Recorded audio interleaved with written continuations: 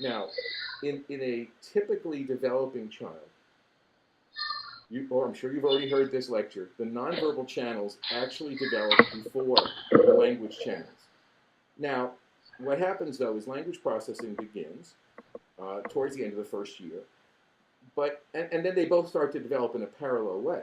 Visual processing and the auditory sound, what we call prosodic processing, the emotional tone, the emphasis, all those things that are occurring unconsciously are very well developed in young infants, but not in children with ASD.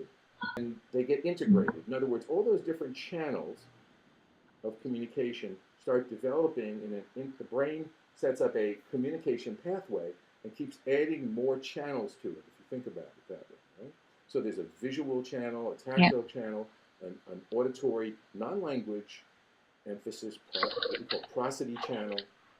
And then at a fairly young age, language starts to become processed. Even before we're expressing it or talking about it, it starts to have some meaning for the child, or they're picking up some elements of it. And that gets linked to the other channels. And it forms a single pathway, a single neurological interconnection, and it strengthens each other. So when you are involved in a communication context, in typical development, you're not aware. I mean, it's all happening unconsciously, but you're perceiving the communication from all those channels as one thing. Now, with children with ASD, that doesn't develop naturally. That's one of the reasons we focus so much on communication.